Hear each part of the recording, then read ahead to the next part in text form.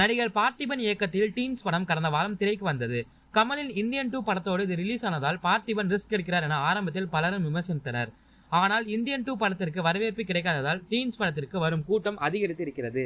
முதல் நாள் கூட்டமே இல்லை, மறுநாள் டிக்கெட்டே இல்லை என கூறி பார்த்திபன் நன்றி கூறியிருக்கிறார். எப்போதும் பார்த்திபன் வித்தியாசமான முயற்சிகளை சினிமாவில் எடுத்து வருகிறார். ஆனால் அது கமர்ஷியல் வெற்றியை பெறவில்லை என்றாலும் விமர்சகர்கள் மத்தியில் வரவேற்பை பெற்று வருகின்றன. ஒத்த செருப்பு சைஸ் 7 படத்தில் ஒரே ஆளாக படம் முழுவதும் நடித்து மிரட்டிய பார்த்திபன் இரவு நிழல் படத்தில் சிங்கிள் ஷாட் படமாக எடுத்துக்காட்டி அசத்தியிருந்தார். பட்ஜெட் பிரச்சனை காரணமாக அவர் எடுக்க நினைக்கும் படங்கள் முழுமையாக ரசிகர்களை கவராமல் போவதுதான் பெரிய வெற்றியை அவர் ருசிக்க முடியாமல் போக காரணமாகவும் உள்ளது. அதே பிரச்சனை இந்த படத்திலும் இருக்கத்தான் செய்கிறது. டீனேஜ் மாணவர்களை மையமாக வைத்து எடுக்கப்பட்டுள்ள இந்த படம் அறிவியல் நோக்கத்தில் எடுக்கப்பட்டதா அமானுஷமா என பரபரப்பு பஞ்சமில்லாமல் எடுத்துள்ளார். இந்த படம் இந்தியன் 2 படம் அளவுக்கு வசூலை வாரி குவிக்கவில்லை என்றாலும் கடந்த 3 நாட்களில் 1.41 கோடி உலக அளவில் வசூலித்துள்ளதாம்.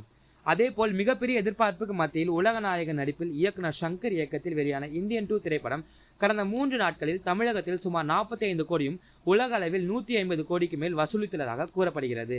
இந்த நிலையில் பார்த்திபன் சமூக வலைத்தளத்தில் போட்ட பதிவு சில கமல் ரசிகர்களுக்கு அதிருப்தியை ஏற்படுத்திய நிலையில் அதற்கு மன்னிப்பு கேட்டிருக்கிறார். ஃப்ரெண்ட்ஸ், நான் கமல் சாரின் தீவிர ரசிகன் என்பதை உலகறியும் சில பதிவுகளை நானும் சிலதை என் அட்மினும் பதிவிட்டிருக்கிறோம்.